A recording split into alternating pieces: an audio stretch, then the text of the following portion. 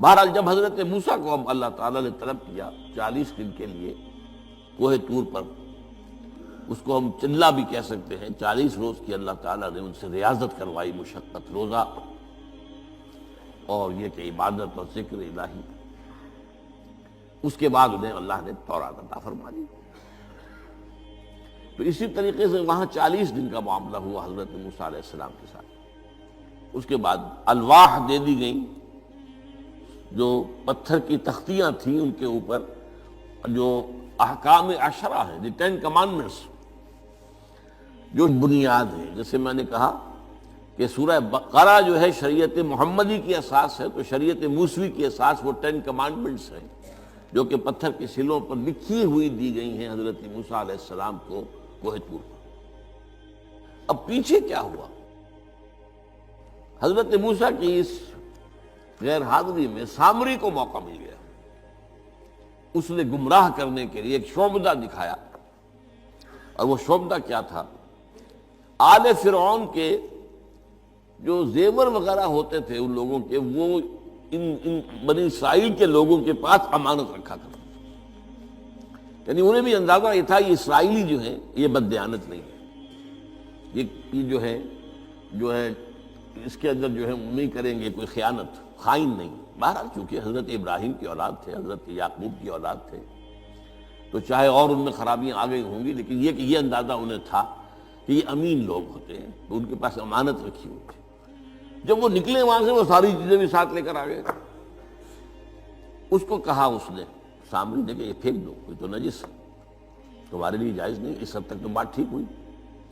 پھر ان کو پگھلا کر اور ایک بچڑے کی شکل بنا لی، اور اس کے اندر ایسا کچھ میکینزم رکھا کہ اس میں سے ہوا گزرتی تھی، اندر سے کھوکھلا تھا، تو آواز ایسی آتی تھی جیسے کہ بچڑا ڈکرا رہا ہو۔ اس نے کہا یہ ہے تمہارا خدا۔ یہ موسیٰ کو تو مغالطہ لگا ہے، اس غلطی فہمی کے اندر وہ پڑ گئے ہیں، کہاں گئے ہیں، کس خدا کے پاس گئے ہیں، یہ خدا تو یہ ہے تمہارا خدا، اسے پوجو۔ بہرحال وہاں کچھ لوگ جو ہے کافی بڑی تعداد میں لوگوں نے پرستی شروع کر دی۔ اب جب اللہ نے بتایا اے موسیٰ تمہاری قوم پیچھے فتنے میں پڑ چکی ہے، اور اس کی بھی ایک عجیب بات ہے، اس بتائی دوں آپ کو کہ حضرت موسیٰ کے لیے جو اللہ نے وقت معین کیا تھا کوہ طور پر آنے کا، آپ اس وقت مقرر سے پہلے پہنچ گئے۔ شوق اللہ نے ایکسپلینیشن کال کی، یہ سورہ طٰہٰ میں موجود ہے۔ ما اعجلک عن قومک یا موسیٰ، موسیٰ یہ تم اپنی قوم کو چھوڑ کر جلدی کیوں آ گئے؟ ابھی تو وہ وقت معین نہیں آیا، کیوں آ گئے؟ اب حضرت موسیٰ تعجب سے کہتے ہیں کہ مجھے تو شاباش ملنی چاہیے تھی کہ تو میرا شوق دیکھ، میرا اشتیاق دیکھ، اور الٹی جو ہے ایکسپلینیشن کال کرنی پڑ رہی ہے۔ قال عجلت الیک ربی لترضیٰ، پروردگار میں تو جلدی کر کے آیا اس لیے تو راضی ہو جائے کہ تیرے طلب کرنے پر میں وقت معین سے بھی پہلے پہنچ گیا۔ فرمایا نہیں، یہ اجرت جو ہے یہ ایسی خطا ہے تمہاری کہ تم نے در حقیقت جو یہ غلطی کی ہے اس کی وجہ سے سامری کو موقع مل گیا ہے کہ اس نے تمہاری قوم کو اضلهم السامری، سامری نے گمراہ کر دیا۔ یہ خبر پا کر اب حضرت موسیٰ علیہ السلام جب آئے ہیں واپس اپنی قوم، اس کے لیے جو الفاظ آئے ہیں یہ سورہ اعراف کے اندر ہے۔ فلما رجع موسیٰ الی قومہ غضبان آسفا، یہ غضبان، یہ غضب کی ایک انتہائی شکل ہے۔ اس وزن پر عربی زبان میں جو الفاظ آتے ہیں وہ کسی شے کی شدت کو ظاہر کرتے ہیں۔ انا جوعان، میں بھوک سے مرا جا رہا ہوں۔ انا عطشان، میں پیاس سے مرا جا رہا ہوں۔ اسی طرح رحمان، جس میں رحم جو ہے وہ ٹھاٹھے مارتے سمندر کے مانند ہے۔ تو اس وزن پر جو الفاظ آتے ہیں اسی وجہ سے غضبان، تو میں کہہ رہا تھا یہ ہے جلالی طبیعت حضرت موسیٰ علیہ السلام کی، کہ انہیں جب یہ اندازہ ہوا کہ میری قوم کے کچھ لوگ جو ہیں وہ اس طریقے سے گمراہ ہو گئے، مشرک ہو گئے، وہ شرک بھی جلی شرک، خفی شرک نہیں، باقاعدہ ایک پرستش جو ہے ہو رہی ہے ایک بچڑے کی، اسے خدا مانا جا رہا ہے. اسفا، بہت ہی متاسف. اب یہ دو الفاظ آ گئے، غضبان اسفا، ایک جانب غضبناک اور دوسری طرف انتہائی افسوس اور رنج کی کیفیت.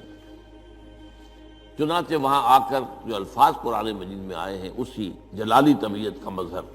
وَأَلْقَى الْأَلْوَاحَ، وہ جو لے کر آئے تھے تختیاں وہ تو آپ نے ڈال دی. وَأَخَذَ مِرَاثَ أَخِيهِ يَجُرُّهُ إِلَيْهِ، اپنے بھائی حضرت ہارون کا سر پکڑ کر، بلکہ داڑھی کے بعد پکڑ کر اور پیشانی کے بعد پکڑ کر گھسیٹا. یہ تم نے کیا کیا؟ میں تمہیں خلیفہ بنا کر گیا تھا یہاں، تمہارے ہوتے ہوئے اور یہ کام ہو گیا.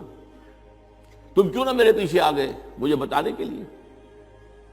بہرحال چونکہ خلیفہ بنا کر گئے تھے، انہیں رہنا تو وہاں تھا، لیکن انہوں نے کہا کہ مجھے اندیشہ یہ ہوا کہ آپ یہ کہیں گے کہ تم نے بنی اسرائیل میں تفرقہ پیدا کر دیا، اس لیے میں نے برداشت کیا. کیا کر روکتا رہا میں، لیکن یہ کہ میں نے ان کے درمیان جو ہے کوئی بہت بڑا قدم نہیں اٹھایا. لیکن بہرحال اس کے بعد جو قدم اٹھایا گیا وہاں پر وہ فیصلہ کیا گیا کہ 12 قبیلوں میں سے ہر قبیلے کے جتنے لوگوں نے یہ شرک کیا ہے اسی قبیلے کے لوگ جو توحید پر قائم رہے ہیں وہ اپنے بھائیوں کو قتل کریں اور ذبح کریں. تو تورات کی روایت کے مطابق 70,000 یہودی قتل ہوا، اور یہیں سے قتل مرتد کی سزا اسلام میں یہ قتل ہے. یہ سب بات لوگ کہتے ہیں جو منکرین حدیث ہیں آج کل اور روشن خیال ہیں، اور جو اپنی روشن خیالی کا جو سند لینا چاہتے ہیں مغرب سے. تو مغرب کا تصور تو یہ ہے کہ یہ انسانی حقوق میں سے ہے. ایک مسلمان ہے، اسے اگر عیسائیت پسند آ گئی عیسائی ہو جائے، اس کا حق ہے، کیونکہ مجرم تو نہیں. یہ تمہاری شریعت میں یہ کہ قتل کر دیا جائے، یہ تو در حقیقت جو بنیادی حقوق ہے انسان کے اس کے خلاف ہے. اسی طریقے سے ایک مرد اور ایک عورت رضامندی سے زنا کرتے ہیں، آپ کو کیا اعتراض ہے؟ جو ان کا حق ہے. ہاں مائنر نہ ہو، چھوٹے نہ ہو، نابالغ سے زنا نہ کیا گیا ہو، جبر نہ کیا جائے. جبر کریں گے تو مجرم ہو جائیں گے، لیکن اگر رضا کے ساتھ باہمی رضامندی سے وہ کرتے ہیں یہ زنا تو کوئی جرم نہیں ہے، ان کی مرضی ہے. تو یہ سارا تصور جو ہے حقوق انسانی کا، جس طرح کا ایک مبالغہ آمیز تصور دنیا میں ہو گیا ہے، اس کی روح سے ہمارے ہاں بھی جو لوگ ہیں جو انہی کو ماڈل بنا رہے ہیں اب، تو وہ کہتے ہیں کہ جناب قرآن میں کہاں ہے مرتد کی سزا، اس طرح قرآن میں کہاں رجم کی سزا. تو یہ جان لیجئے کہ یہ دونوں سزائیں حضور نے اپنی سنت کے ذریعے سے نافذ کی ہیں، لیکن اخذ کی ہیں تورات سے. ظاہر بات ہے کہ حضور سے پہلے جو شریعت موسوی تھی وہ لاگو تھی. یہودیوں کے لیے شریعت موسوی تھی، آج تک بھی ہے. عیسائیوں کے لیے بھی حضرت مسیح یہی کہہ کر گئے تھے کہ یہ نہ سمجھنا کہ شریعت موسوی کو ختم کرنے آیا ہوں میں. Law of Moses, don't think I have come to destroy law. This law of Moses will be applicable to you. وہ تو سینٹ پال نے ختم کیا، اور آج کی عیسائیت جو ہے یہ عجیب مذہب ہے جس میں کوئی قانون ہے ہی نہیں.